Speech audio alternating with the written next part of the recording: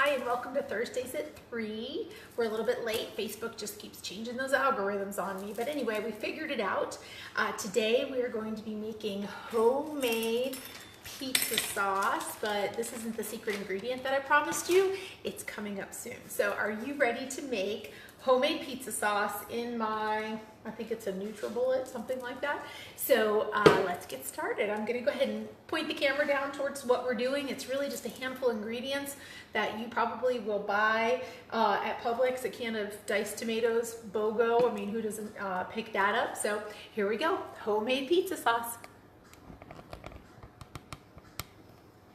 So we're gonna start with our lovely blender. We're going to add our can of diced tomatoes. This one happens to be from Aldi and I got the fire roasted kind. I'm just gonna empty that in there. We need to go ahead and press some garlic. And if you have a Pampered Chef garlic press, grab my trash bowl, then you know that you don't have to peel the garlic. But if you're relatively new to using fresh garlic and not something that's in the jar already for you, then I would say that these guys, they're rather large and that might be hard to press out. So sometimes I cut off that knobby end. You don't have to, but sometimes I do, because watch how much pulp. Remember, it's fully wrapped. Just gonna put it in the garlic press. All right, let's see if we can get the best view here. Look at all that fresh garlicky flavor that's gonna go right in there. And then if I can help it, I never wanna touch garlic. So I just use my knife and I'm gonna put it right into the trash bowl, because I don't wanna have to touch that stuff. Ta-da! So we're just gonna do that a couple more times. Sometimes you can even just push it right off with the whatever you're making. You know, this recipe called for 4 garlic cloves, but since 2 out of the 3 are Mac Daddy, that's gonna be really garlicky, so I'm just gonna stop at 3. So you can make that judgment call in your own sauce. But here we go. So number 4, you get to live another day. So far, we have our can of diced tomatoes and our garlic. The next thing we're gonna need is 2 tablespoons with our very cute little mini easy read measuring cup, which we no longer produce. I'm hoping that it comes back, but we need to measure out 2 tablespoons of olive oil. And I usually tell people I'm not a huge fan of olive oil, so I tend to use avocado oil, but because we have a viewing audience today, I'm gonna do what I'm told. Olive oil everywhere today. Our next thing is, you're probably thinking, do you really want to add sugar to a spaghetti sauce? Well, you know what? It's 1 teaspoon and it's going to fill up the whole thing. So I say yes, and that's not the secret ingredient, I promised you. That's just a little sweetness to get it going. We also need 3/4 of a teaspoon of salt. You could probably cut that down if you wanted to. And then just a little bit of pepper. Oops. Don't you love it when that's in there? And I've come to really enjoy ground pepper. It does some yummy stuff. All right, and I promised you there was a secret ingredient that goes in our spaghetti, or excuse me, our pizza sauce. I tried this for the very first time, I don't know, probably 3 weeks ago, and all I could think about was this pizza sauce. We're definitely gonna do some fresh grated cheese, but without added sugars, may I proudly introduce the cherry balsamic vinegar from the Pampered Chef. We've sold this many years, but now I'm just learning all the different things you can put it in. So we're gonna add 1 tablespoon of this. I'll go back to letting you watch it on the counter live. We need, oh, I take it back, it's 1 teaspoon. I'm gonna be a little generous and I'm gonna go with almost a tablespoon, because the flavor is just amazing. And that's all it takes. But you're thinking, couldn't I just buy what's at the store? You certainly could, but I can tell you it's not gonna taste the same. There's something about what goes in there and the additives and everything. So here's my fancy little bullet that I totally bought in order to make smoothies and stuff like that, but I haven't quite gotten on board with that, even though I bought this like a year ago. So we're just gonna put this in Here we go. It's gonna be loud, and I'll apologize now.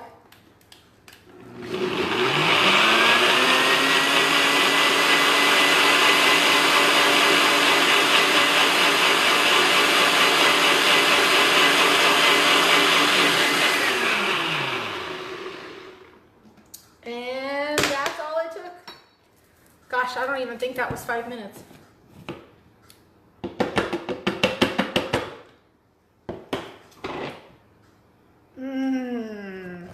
You probably thought I was gonna drink it. I'm not gonna drink it. I just wanted to show you how beautiful it is. And the next thing we're gonna do is, we probably only use half of this for our pizza today, but we have these wonderful little things called herb freezing trays, which I'm not a huge herb freezing tray kind of gal, but I can tell you I'm an herb tray pizza sauce freezing kind of gal. So if you don't want to use all of this sauce right now, you can freeze it, and this is how it's going to come in handy. You just put it in the, I froze it in the container, and then once it was hard, because I don't want it to gather the flavors that you might find in the freezer or the fridge. Sometimes you have something rotting in your fridge and you just don't want to clean it out yet. You don't want that flavor to go over to your pizza sauce. So once it got nice and hard in here, these are silicone, so you just pop them right out and stuff doesn't stick. You can do chocolate covered bananas, chocolate covered strawberries. You pop it out and you put it in a Ziploc, and then you put the whole Ziploc in the freezer. So we're gonna finish up, and then we're gonna make a pizza. So you have a choice.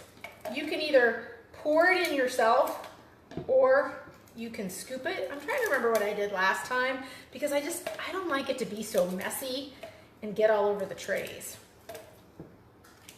Ooh, look at this. So 1 can of diced tomatoes is probably gonna be more than enough for 2 trays. Let's see what happens if I can make it happen. Because you know, I am the pampered chef lady. You think I'd be able to make this happen. Woo, it's really full. Now, as far as when it's frozen and you want to defrost it, it's usually just about, I don't know, maybe less than a minute in the microwave, and you get fresh sauce again. Okay, so I made a little bit of a mess.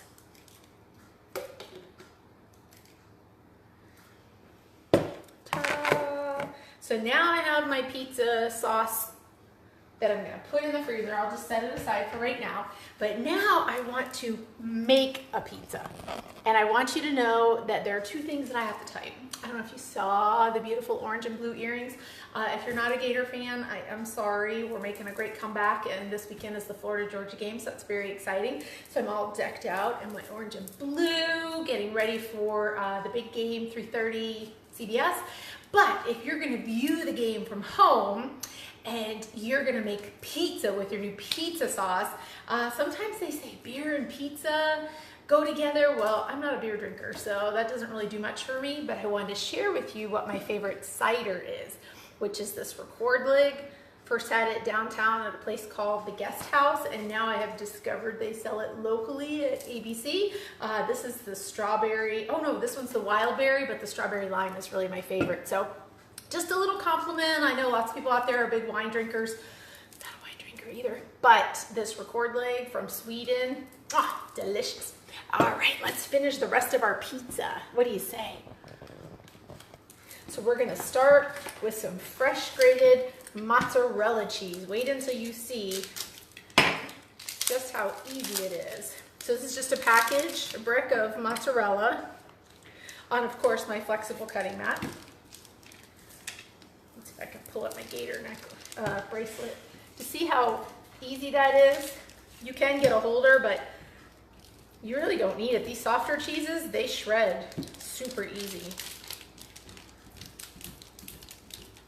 And I'm telling you, there's nothing like fresh shredded mozzarella cheese on your pizza, or freshly shredded cheddar on chili or taco dip or fajitas, you name it. And I'm just telling you, if you were to go to the store right now and buy an 8-ounce bag of cheese, you're not going to get this much volume. And this is the part the dog loves, because I'm not willing to risk my fingers on the rest of that, so he gets to have that. I just want to show you, there's no way that a bag An 8-ounce bag that you're paying about the same price for or a little bit more is gonna give you that volume in cheese. That's my soapbox for today. Here we go. This stone, whether you're watching live or replay, I'll give you guys a day or two to answer. What year do you think I purchased this rectangle stone from the Pampered Chef? It is the 38th anniversary of Pampered Chef, and they've carried this stone, I think, all 38 years, but what year did I buy it? And Dave Goodell, you're not allowed to answer. Here we go.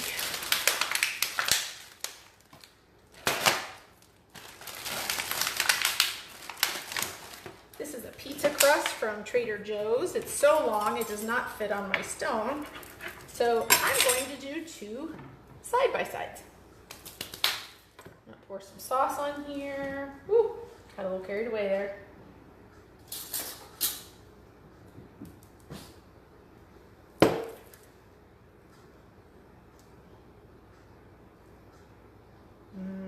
I cannot wait to have some of this. That cherry balsamic just puts it up a notch. I can't even tell you. If you live close, just stop on by. I'll give you a piece of pizza. So we have our sauce. Time to add our freshly grated cheese.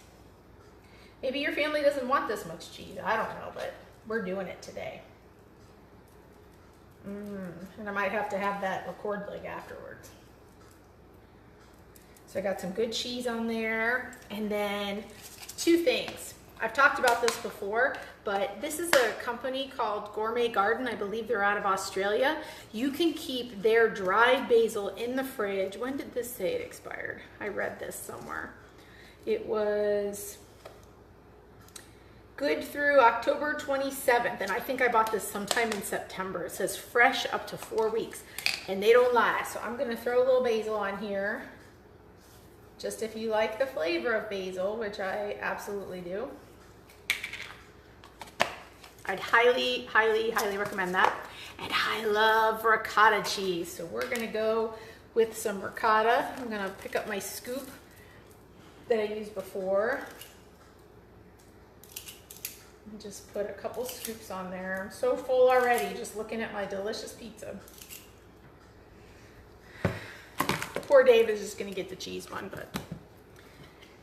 All right, I'm gonna mash it down just a little. I saw the guy at the pizza place do that, like the 1,000 degrees or Blaze Pizza. Delicious. All right, so that's it. We have our 2 pizzas made on the Trader Joe's pizza crust. I think it was like $4 or something, but it was pretty good. We had the first one the other night. We're gonna have this one a little bit this afternoon, a little snackaroo.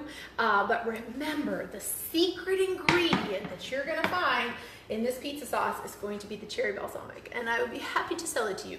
Just comment or send me a message and we'll hook you up. You can use it drizzled over tomatoes and mozzarella for a caprese salad.